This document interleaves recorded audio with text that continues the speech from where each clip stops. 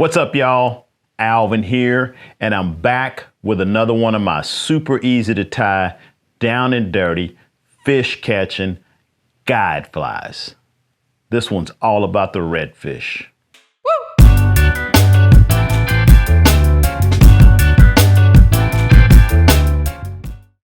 All right, so it's redfish season here in Central Texas. I was filling up my box the other day and I realized I hadn't done a video on this little fly. So this is one of my kind of go-tos when they're being super picky. And like a lot of these flies, this one doesn't have a name. It's really just a variation on a bunch of different other flies that are out there, but I think it's different enough to call it its own pattern. So if you got some ideas for a name, drop them in the comments. I usually just tie them and throw them and really don't worry about what to call them. They're just a little green fly. Similar to a clouser or a gotcha or even a crazy Charlie. A lot of other bonefish, redfish flies out there look like this one. Anyway, this one is super simple. We got a hook, and for this one I'm using the Tiemco 811S, real common saltwater hook. Bead chain eyes, some type of wing material. I'm not really sure what this is. Craft fur would work. This is maybe some streamer hair. I'm not really sure what it is. It's more about the color and the consistency. It's pretty thin fibers. And Peacock Curl. And that's pretty much all there is to it. So let's get after it. Get that hook out.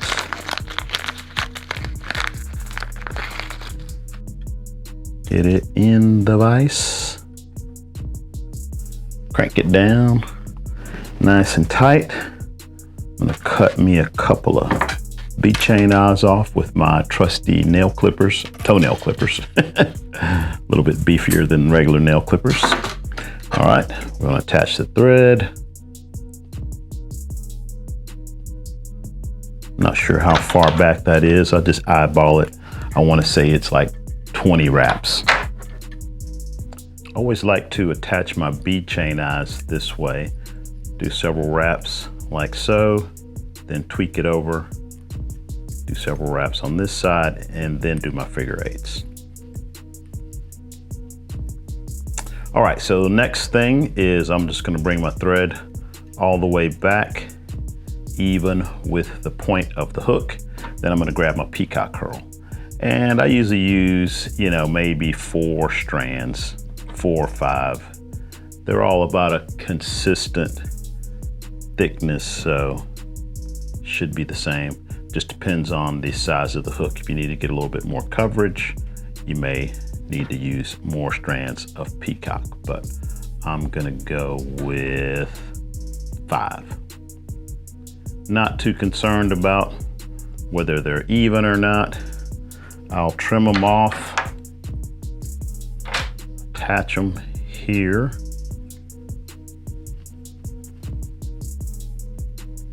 And what I like to do is sort of make a dubbing loop with them.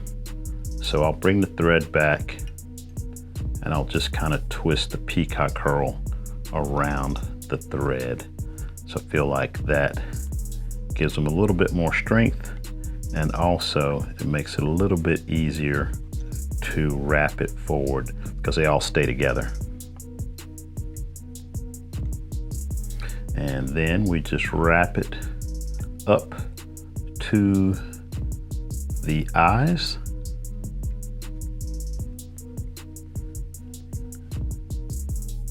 If I got any extra, I'll kind of build it up a little bit. Give it a little bit of a taper, but I'm not really too concerned about that. Tie it off in front of the eyes.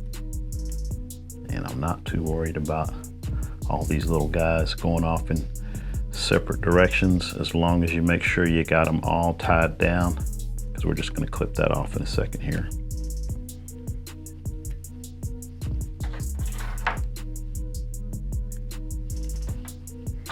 All right. use thread to kind of clean that up. And we are almost done.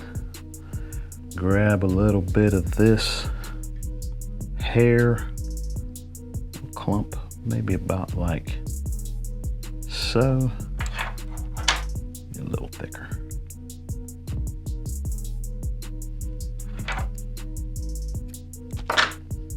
All right, give it a couple pulls, pull all that excess out.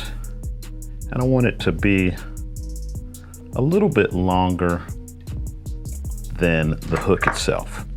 I'll clip it off, tie that down.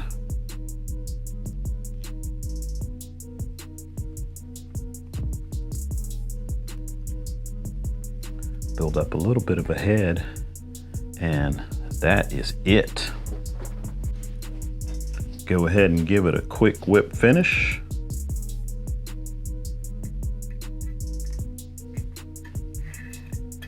Or two. I like to do 2 whip finishes because then that way, if I don't want to, I don't have to put head cement on it. And that is it. So like I said, this is one that I go to when they're being picky. So like I said, I don't know. There's probably some other fly that's tied like this that already has a name, but I don't know if there is. I haven't seen that exact pattern anywhere. And like I said, this is one that I would use when the redfish are being picky. You know, they're not eating a clouser, they're not eating some of the bigger patterns. I'll go to this guy, and I've had some success on some of those tough days.